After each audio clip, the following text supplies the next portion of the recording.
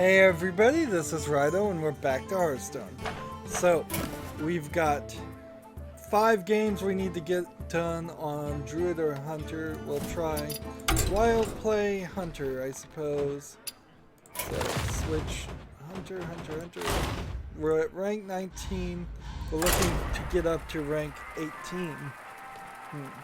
It's a somewhat busy day right now. We are in exactly the day of the One Night in Karzhan Week 3 expansion, so that would explain really nothing actually, because that's a solo adventure.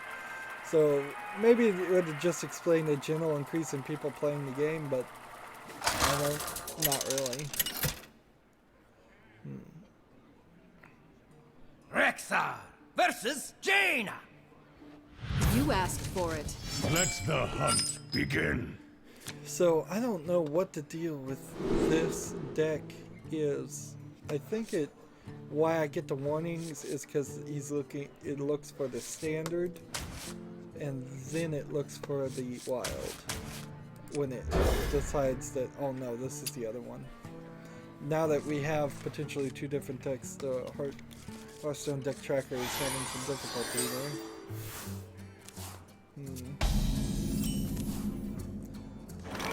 I'm gonna play this guy, this guy. In this week's Karzhan, there's a Icky Imp that effectively is the opposite of this card. It's a 1 mana, 1 attack, 1 health, except for on heroic mode where it's a 1 mana, 2 attack, 2 health creature. But it has a death rattle that it is automatically resummoned, and it takes 2 damage away from your hero. So instead of when it dies it does 2 damage to the enemy, it instead takes 2 for heals. And when you play against this guy who is immune to any other damage, so the only way you can win is by killing his icky imps. Which is an interesting concept. It's didn't really pose that much problem, particularly considering how he got more than the standard chew that you normally would have. He had several cards and abilities to just summon 5, and then all I would need to do is do 1 damage to all 5 of those, and I did 10 damage to his head. And that's how it was over and over again. Let's move on to the stories. So Valve turned 20 a few days ago.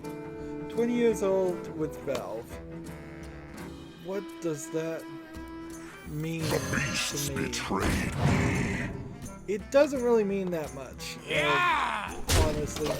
As somebody who wasn't playing PC, so he didn't play Half-Life, who hasn't played Counter-Strike, who hasn't played Team Fortress, who hasn't played Dota, the only Valve game I really like or have played is Portal and Portal 2. And I did do Left 4 Dead 1 and 2, so I like those too. So Valve as a video game creator hasn't been as impactful as much as Valve as my quote-unquote drug dealer, because they're the place where I buy all my games, and we're up to 493. Yeah, I don't know if I mentioned to someone in front of me they had 7 games, so I'm like, oh wow. And this is the point where I either have to turn away or realize I have a problem. And I would totally say I have a problem if I wasn't doing this as a career. At least an attempted career. Yeah, well, honestly, I would not have anywhere near 493 games if I was picking games, just because I would be much more picky. There's like Abduction just came out, and it looks like it's a great game from the creators of Myst, and because of that, I would have loved to play that as soon as it came out. I just don't have the budget for it. In fact, budget-wise, I'm really in a bad position because my back has started hurting again, and it's blatantly clear it's my mattress. was making it worse, to the point where there were 2 nights in a row where I was just in pain all night and barely slept. So I had to, with a bad back or so that, then like remove the box springs from my mattress and then take some other cheaper mattresses that I had extra, and so I have like 3 mattresses stacked precariously on top of each other. And now when I lie on it, I'm on the verge of falling off the edge because there's no bed frame on it, and it's 3 mattresses high for something that should, where I really need a new mattress that's much softer, that would be the correct height so I don't roll out of it. But yeah, that's an emergency that has just popped up, and it's like, it's affecting my ability to record, it's affecting my ability to live a life at all. It just came out of nowhere.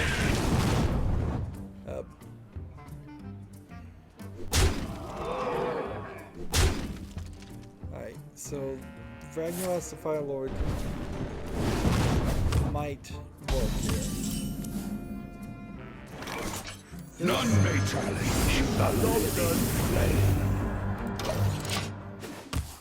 Now he has this choice: he either kills this guy or he attacks my face, but he can't do both.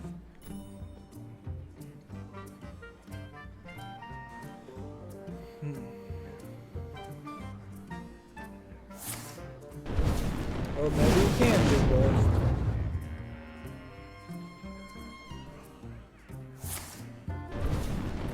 Maybe he just won the game. You have awakened me too soon, Executor. So yeah, I have 8 health and he can do 8 damage. Darn it. That's a loss. So yeah. Valve turning 29. The most important thing I think to take from that is to look at the latest game they came out with was in 2013, so 3 years ago. Not terrible. There is a game called Owlboy that apparently is being made by one person there, and it has taken him 8 years to make it, and it's about to come out. So, but Dota 2 came out in 2013 from Valve. So maybe they're done with games, maybe they're not, because then if you go further back, Source 2 really only came out a few more years from then, maybe 1 or 2 before 2013. And if they were trying to port all their games to Source 2, that would make sense. Now, the other things Valve have done, they're doing their VR, Steam VR, Steam machines, and Steam controllers. So they're doing a lot of hardware stuff in between. So it's not like they haven't done anything in that time. It's just they haven't made real games in that time. But that being said, Source 2, I mean, they worked on it and they really haven't even released a new game to it. So they're obviously somewhat working on it. The problem with Valve, of course, is that it's run by much too nice of a guy in some ways. There's nobody there that's going to force them to release anything ever if they don't want to, so that's fine. So let's talk about the game that has taken 8 years to come out. It's called Owlboy. Seems like you... I don't know how I want to do this. It seems like you play as this owl that can fly around and pick somebody up that has shooting abilities, and it seems kind of like a platformer adventure game, and it looks fine. But part of the problem there is it has like a lot of best of shows from PAX, and it's a fear of hype. And then on top of that, there's also this weirdness to it in general of this game seems like it should have come out in 4, maybe 5 years. To take 8 years to make a game is too much. What you want to consider here is, like, assume the guy was in college. He's not going to go get a PhD in 8 years for computer programming and work on this game from day one of his first day of college to his graduation as a doctorate. You're dead. That's not realistic. And that's how long 8 years would be. It would be a full-on PhD. If it was 6 years, he would have a master's degree in computer programming. And if it was 4 years, he'd have a bachelor's degree. Or a little less time. I mean, you could certainly do it in less time. But I see 4 years as the right amount of time to make a video game. If you take longer than that, the game's going to get overhyped. It's going to get overburdened with too much stuff. It's going to just feel too large. The Witcher 3 is a good example of, there were elements in The Witcher 3 that were just too much, and the game could have been streamlined a little bit more. Particularly the Skellig Islands, running around doing all those boat quests, all that could have been cut out and it would have been fine. Or they could have done 3 or 4 of those. So editing is important. My fear, if you spend 8 years making a game, that it's just gonna be really, really a disappointment. Let's see.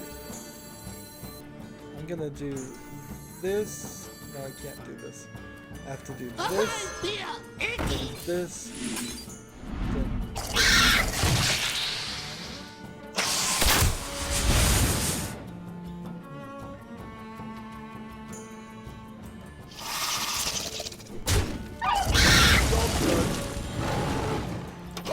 So yeah, Owlboy, I'm cautiously optimistic about that. Something I'm also not really sure about, I don't even really want to talk about. ZeniMax is claiming that John Carmack, who worked for Oculus Rift or maybe he worked for ZeniMax, stole proprietary stuff when he went over to Oculus Rift, which is owned by Facebook, and it's like, I don't know. It's a nasty thing where they're suing him probably because they're just mad at him. And I mean, this is the problem of being high up in the company and then having a less than graceful break. The lawsuit pending. It's all really just back alley legal stuff that won't ever come to anything. It's not like Oculus Rift is going to lose the ability to make Oculus Rift. It's not like John Carmack is going to be sued into oblivion or anything like that.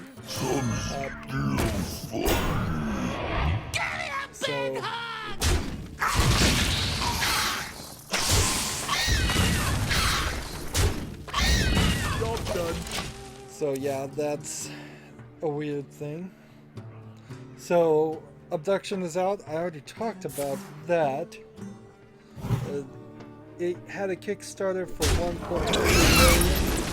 I wish I was playing it right now. If I was playing it right now, I'd like to see if that 1.3 million did. The game looks good. I've seen one quick look of it from Giant Bomb, and they went in blind. I think it's time to get away from the hunter. Let's move on to a different character. We tried the hunter, let's try the druid.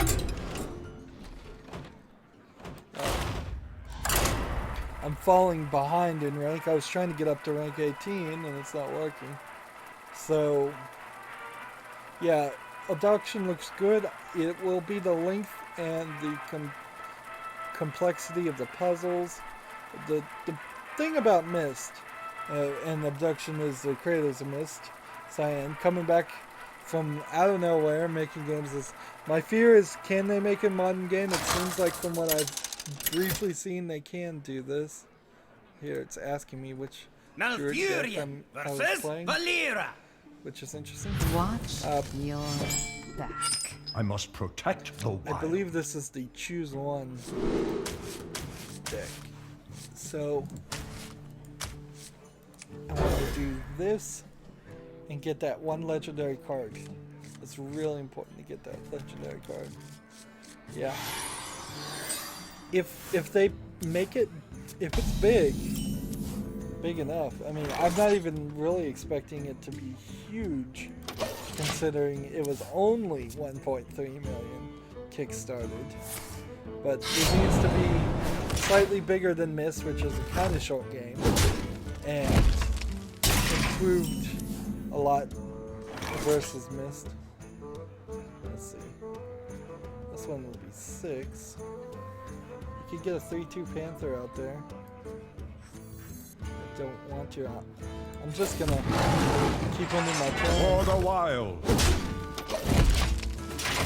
So, very much wish I could be playing that right now. This new game called Duelist. It's a free-to-play game that turns your Steam cards and your other Steam items, like backgrounds and stuff, into in-game currency. This is an amazingly genius scam they've got with this. So, Steam cards and Steam items are given to you for buying games and playing games. So you have to spend, effectively I think you have to spend at least $1, but more than likely you're going to spend $3 or $4 to buy the game. And then you got to play it to get 3 to 5 cards that will sell between as low as a penny and as high as whatever, but usually they average about The land serves me. they average about 7 cents, maybe 15 cents on the more expensive ones. Some are a lot more, and that's for the trading cards. The backgrounds and things typically are much more consistent. So you, over the course of a year, if you buy 493 games like me, and play a lot of games, you'll have a lot of trading cards. Usually when there's a Steam summer sale, I'll spend a ridiculous amount of money to get more of those, and by getting more of them, I can make badges with them, trade them in and make badges, and that's what I would want to do. Alright, this is not going to work, so let's summon 5 this, and then do this. I'm going to give my minions +1, +1, and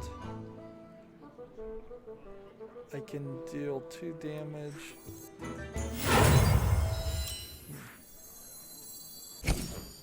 Here.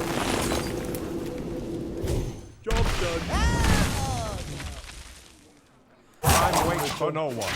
So, by taking something that has actual Steam currency value, so you can never get the money out of the system. As far as I don't know how the whole Counter-Strike Go gambling stuff will ever really work. That you'd actually get money out of it, but you can get Steam currency, which is almost the same as real money. If some people are still committed to purchasing more Steam games.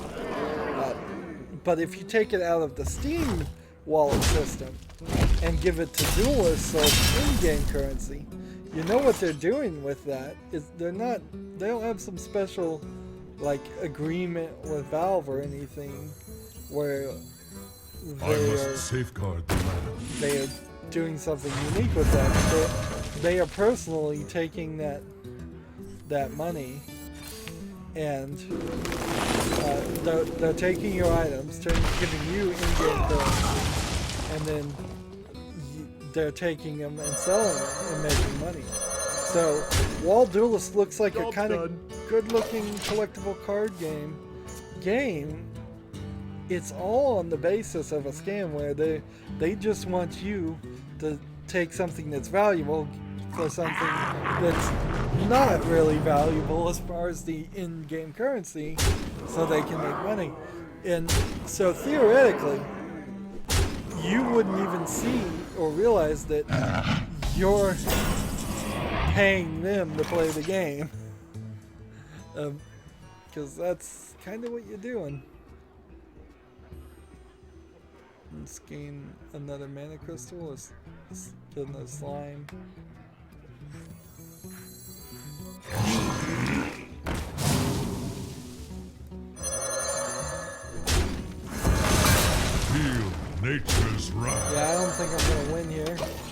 come to look at it.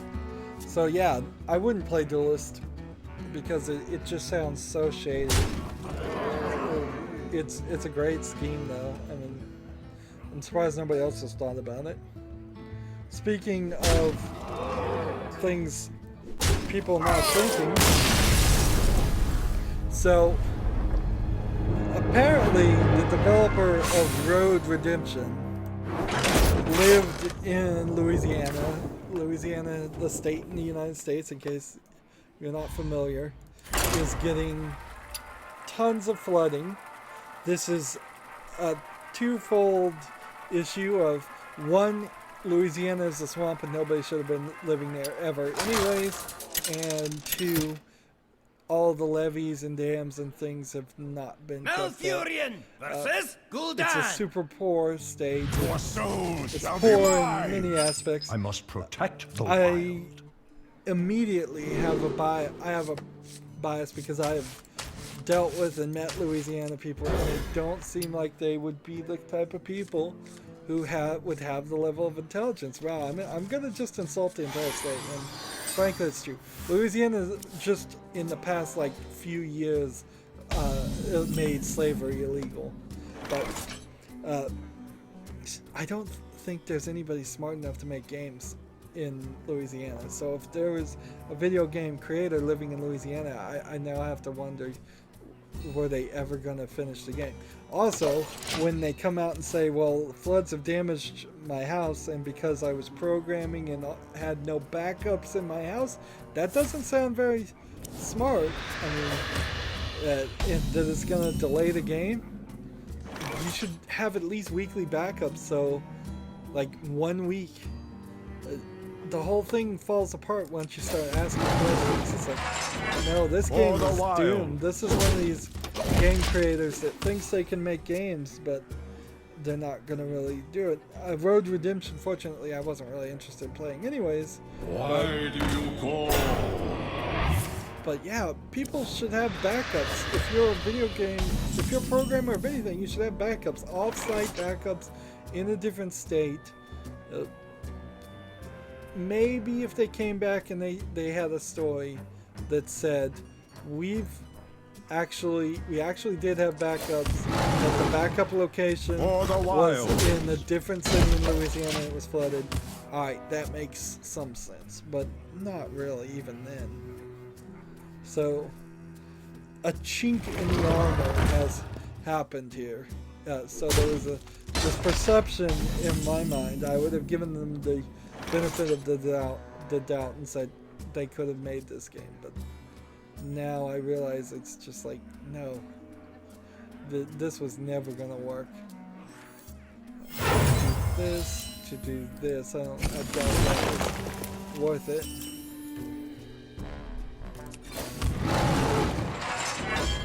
For the wild. And I can't even be really apologetic on Louisiana things. Maybe there is like 1 or 2 people in Louisiana, but it's a mostly abandoned state at this point. Get in line. This is not even touching upon how they were already flooded only a few years ago with Katrina. They have been flooded several times before then, and people just don't get the message to move out of that area. And it is, I know, very difficult to move, but when you lose your house, when everything is gone, it's not that difficult to move then. It's kind of easy. So, yeah, if you live in Louisiana, get out of Louisiana, seek more education for whatever you're trying to do, and be ambitious. Be ambitious, be bold. I think, honestly, if Louisiana people, even they know people are dumb around that area. It's a very poor education system. It's an entire cultural thing. So, man, I'm just insulting Louisiana left and right. But I've been there, so I'm giving my personal experience. So, what can I say?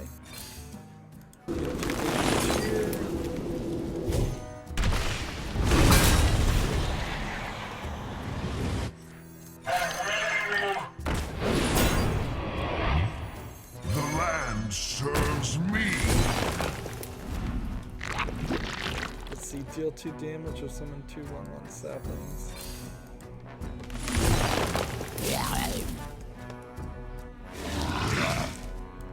This guy can't attack, so I'm gonna have to deal with these 2 actually. So we talked about the Duelist. Let's talk about Astro Boy Edge of Time. So Astro Boy Edge of Time is a Kickstarter that has been announced. It is a collectible card game based on the characters of Osamu Tezuka, creator of Astro Boy, effectively considered one of the fathers of anime and animation in Japan in general. So Astro Boy, very, very popular in Japan. Pretty popular outside of Japan. Not very well remembered or popular in the United States, though. So that it does come with that caveat.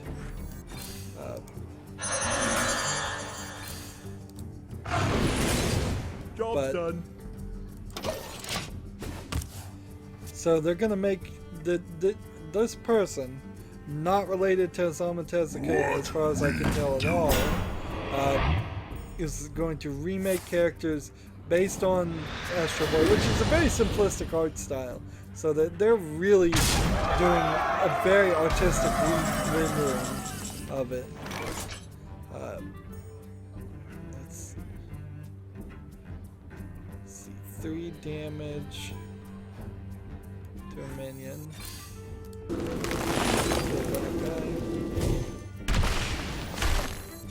Plus 4 this one. And now we simply are going to lose the rest of them.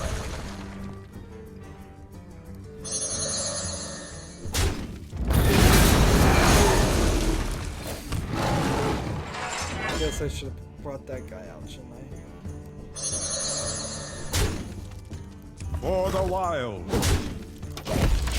So they're really heavily leaning on potentially copyright infringement. Truth I mean, isn't that what it is? Maybe Astro Boy's in the public domain in Japan. I don't know how their copyright law works that closely, but man, it seems like it would just be potentially copyright infringement. Let's see, deal 5 damage to a minion. Alright. The land serves me. So I have to kill this guy and then deal 5 damage to a minion. Job's done. There you go. Let's just leave the copyright infringement thought alone. It's certainly, you're just leaning heavily on somebody else's work.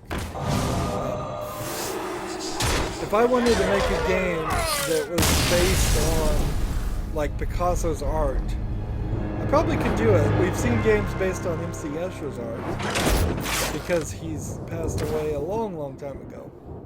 But if I wanted to make a game based on the art and art style of Walt Disney, I think Disney would have the corporation of Disney would have a problem with that. Yeah. So I don't suspect that this Kickstarter is going to succeed quite in the way that people want. It may get money, but I bet that money is going to get taken and run. And it's a little weird to make a collectible card game based on Astro Boy. There have been probably some other video games based on Astro Boy that would make more sense. Since he's a robot that flies around and shoots, seems like there would be better ways to do that. Anywho, that's going to be it for this recording. We're not making any progress here as far as victories. I guess next time we try Rogue and Warrior and see if we can win there. I guess we'll go to standard play too, and ranked. We've got a little bit more to talk about on my list. And I've broken these up pretty well. Again, we're trying here to have 3 recordings every recording session to build that surplus back up. I've burnt through my surplus, but I also need to record a lot of other games too. I doubt I'll get any other work done today other than Hearthstone. That's it for this recording. As always, I ask you to like, share, subscribe, comment if you want to, and watch every second of my videos. All of that helps out. And if you want to support me further, you can click on my name, Rydo. On the right will be a blue button that says support this channel. Click it, make a donation. Let me know in the comments if you're from Louisiana and you were going to support me until I said all those nasty things. Yeah, sorry, don't take it personally, but I know Louisiana, and I think I'm right here. And anyways, I'm not going to get back on that. Finally, down below in the description box, links to all my social media sites. Thank you for watching. Have a good evening.